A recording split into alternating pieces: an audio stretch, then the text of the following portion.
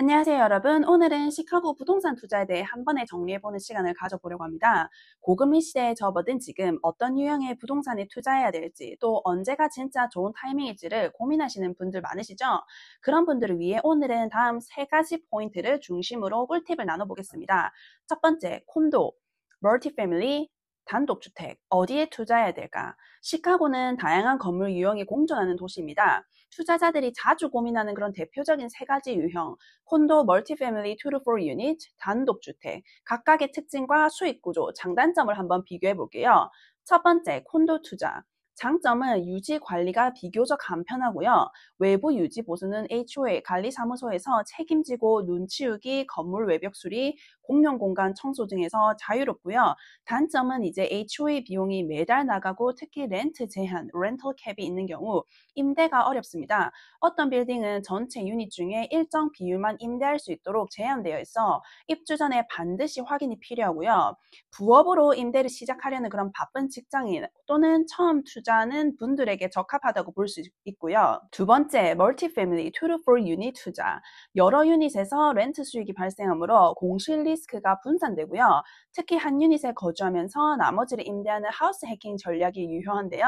단점은 건물 관리가 필요하며 세입자 간의 그런 갈등 조정, 유지 보수 요청 처리 등 손이 많이 가고요. 하지만 그만큼 수익성도 굉장히 높고요. 그래서 실거주 플러스 투자 목적을 동시에 고려하는 젊은 층 또는 이제 장기 자산 형성을 원하는 투자자에게 적합하다고 볼 수 있겠습니다. 이제 세 번째, 단독주택 투자. 가치 상승률, 어프리시에이션이 높고 리셀 시장에서 수요가 꾸준한데요. 특히 학군 좋은 그런 지역의 단독주택은 재판매가 용이하고요. 공실이 발생할 시에 수익이 완전히 0이 될 수 있어서 유지 관리도 본인이 이제 전적으로 책임을 져야 한다는 그런 단점이 있습니다. 중장기적으로 보유하며 추후 그런 리셀로 차익을 노리는 전략을 선호하는 투자자에게 적합하다고 볼 수 있습니다. 이제 처음 시작하는 그런 부동산 투자자를 위한 실수를 방지할 수 있는 그런 체크리스트에 대해서 한번 얘기 나눠볼게요. 시카고에서는 처음 임대용 부동산을 구매하려는 분들이 자주 겪는 실수들이 있는데요. 단순히 가격이 싸다는 이유로 집을 사기 전에 반드시 그런 체크해야 할 목록들입니다. 렌트캡 여부 확인 누락이고요. 콘도는 이제 HOA 규정상 임대 유닛 수가 제한되는 경우가 많아요. 그래서 이런 규정을 미리 확인하지 않으면 구매 후에도 임대를 못하게 되는 그런 상황이 발생할 수도 있고요. 홈 인스펙션을 소홀히 한다는 부분. 오래된 건물은 전기, 배관, 지붕 문제 등 구조적인 문제가 있을 수 있어요. 수천, 수만 달러의 수리비가 나올 수도 있으니 무조건 인스펙션은 받으셔야 되고요. 그리고 이제 재산세와 보험료를 무시하는데 같은 가격의 집이라도 지역에 따라 그런 재산세와 보험료가 크게 달라질 수 있어요. 그래서 매달 들어가는 고정 비용이므로 구매 전에 미리 계산해 보는 것도 굉장히 중요한 포인트고요. 이제 그리고 HOA 또는 건물 구조 문제를 무시한다는 건데요. 엘리베이터가 없는 4층 건물, 주차장이 없는 콘도, 지하 유닛이 허가되지 않은 그런 임대 등은 공실 위험이 커집니다. 그리고 이제 지하 유닛, 베이스먼트 불법 임대. 시카고에서는 지하 유닛을 주거용으로 사용하려면 시티 그런 퍼밋이 있어야 합니다. 무허가 상태에서 임대하면 벌금과 강제 퇴거 명령을 받을 수도 있어요. 그래서 정리하자면 처음 투자를 하신다면 자가 거주 플러스 임대가 가능한 그런 멀티패밀리, 특히 2유닛짜리 주택부터 시작하는 걸 추천드리고요. FHA 대출을 활용하면 3.5% 다운 페이먼으로도 구매가 가능하며 실거주 요건을 충족하면 정부 지원 혜택도 받으실 수 있답니다.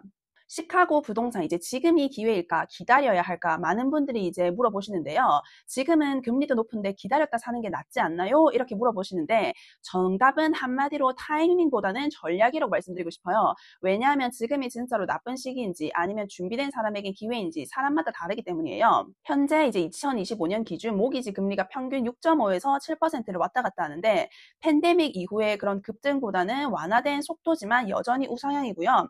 바이어 수요 감소로 인해서 그런 셀러들의 가격 협상 여지가 조금은 더 높아졌다 볼 수 있고요. 그러면 이제 어떤 사람이 지금 집을 사야 할까라고 물으신다면 매월 월세 내는 비용과 모기지 금액이 비슷한 경우, 그리고 이제 자가거주 플러스 임대를 고려하고 있는 경우, 그리고 이제 5년 이상 장기 보유할 계획이 있으신 분들, 이런 분들이 이제 집을 구매하는 걸 좀 고려해 보시고 왜 지금이 오히려 기회일 수 있냐라는 질문에는 금리가 나중에 이제 내려가면 리파이낸스가 가능해서 지금은 잠깐 비싸게 사고 나중에 싸게 조정이 가능 가능한 구조예요. 그래서 핵심은 언제 살까 보다 얼마나 오래 가지고 갈 수 있느냐입니다. 장기적으로 안정적인 수익과 가치 상승을 바라보는 투자자에겐 오히려 기회의 시간이고요. 그래서 정리하자면 지금은 남들이 불안해할 때 침착하게 준비하는 사람에게만 열리는 그런 타이밍이라고 보시면 될 것 같아요. 언제든 여러분의 투자 전략에 맞는 방향을 함께 고민해 드리겠습니다. 문의는 전화 312-686-6863,